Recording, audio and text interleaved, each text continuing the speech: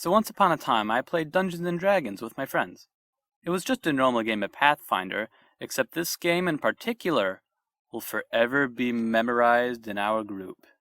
So anyway, we are now just playing a normal session. The entire campaign so far hasn't been too crazy, you know? There's the usual stealing of the Royal Guard prison wagon, and then we fled the kingdom on a boat to a random island in the middle of the ocean. And then we heard of some cultists kidnapping people to strange temples across the island. You know, the usual. Our characters, named the Unmemorables, is now trying to save these kidnapped people. The Unmemorables are as follows. Ragnar, human barbarian, self-acclaimed, rightful king of Svalbard, prince of the east, ruler of the southern shores, dragon smiter. Smoke, catfolk sorcerer of wind magic and totally not a fairy. And Fumblemore, the great elf wizard of fire magic and other miscellaneous spells, who is my character in this scenario. Also, if you know how I got the name Fumblemore, just pretend like you don't. I'm very creative. They're not even using the character anymore. It's mine now, not really. So anyways, we're now on our way to one of the temples located in the jungle on the island. Using our wagon that we totally didn't steal, we rode off to the temple. At the edge of the jungle, we saw a shack with a man living in it. His name? Hickman Johnson. Hello.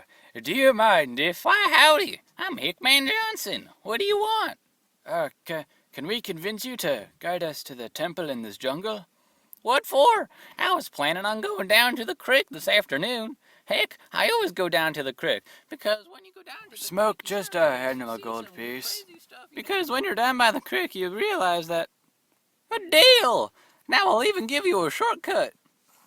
Are we sure about this? I mean, do we have any other choice? I think it's fine. Sure. So anyways, the Unmemorables decided to follow Hickman Johnson deep into the jungle. You know, I know this jungle like the back of my hand. Huh? What's that? I wasn't there before. La-di-da, swing, swang, swong, a my machete. After following Hickman Johnson deep into the forest for a while, the party was attacked by vicious plant creatures that were initially injured by, Hickman Johnson slashing away at the vines. We're almost there now. Now if you'd just gone down by the creek, it would have been faster. But you wanted to go this way. So after much thrashing and complaining about it, he eventually guided us to the cultist temple deep within the jungle, where he said he would wait outside. Yeah, don't you worry about me. I'll just be standing out here outside, just waiting for you guys to come back out. Don't you worry, I'll be standing right out here, 'cause I'm Hickman Johnson. Just don't worry. Just don't forget me. I'll be here. Yeah. So anyway, Ragnar, Smoke, and Fumblemore are now standing outside of this ancient jungle temple, presumably filled with dozens of cultists. So, do we go on guns blazing? No, we're completely original.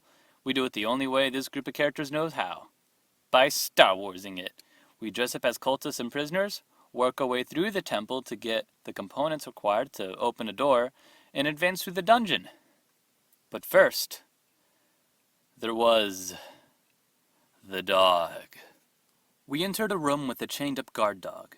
The dog was snarling and gnashing its teeth at us, and Ragnar, being the kind of friendly but not too smart Viking he is, he decides to try and pet the dog. What could go wrong? Guess what? You rolled a natural 1. Great! So the dog attacked Ragnar and nearly tore out his throat until, Smoke came over and electrocuted it to death. The cultists in the next room were getting suspicious of us for some reason, don't know why, and they were asking us questions that we just didn't know the answer to. Ragnar, who was dressed up by a cultist, with Smoke and Fumblemore dressed up as the prisoners, he tried to convince the other cultists that he was a cultist himself by, just backhanding Fumblemore across the face as he tried to mouth off again. Don't worry, Fumblemore. It'll be a light hit. I won't hit you too hard.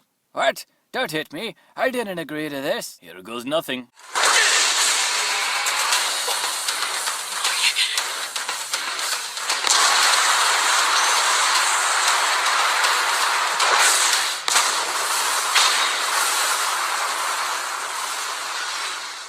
Ragnar absolutely demolished Fumblemore's face, leaving Fumblemore with only a few HP, because, he's a wizard. But I'll tell you one thing, though. The cultists absolutely believed Ragnar. Oh yeah, this dude's legit. There's no way would an imposter punch a friend like that. Yeah, you're right. No way would a person do that. Ah, my Oh face! no, why you stab me? hey, No, electrocute please, me. no. Why would you do Ah. that?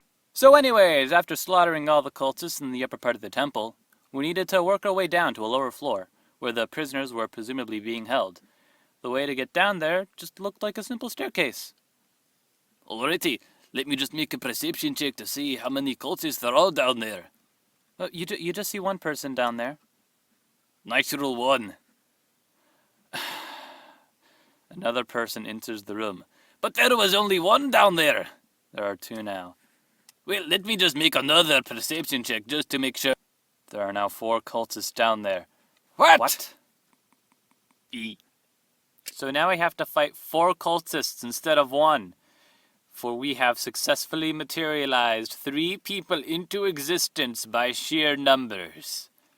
But one of those cultists, however, will forever be memorized in history. Thank you guys very much for watching my animation. This was the first animation that I ever made, so I hope you enjoyed it. I also want to thank the friends in my D&D group who helped me write the story and confirm some things that I got wrong, 'cause that happened.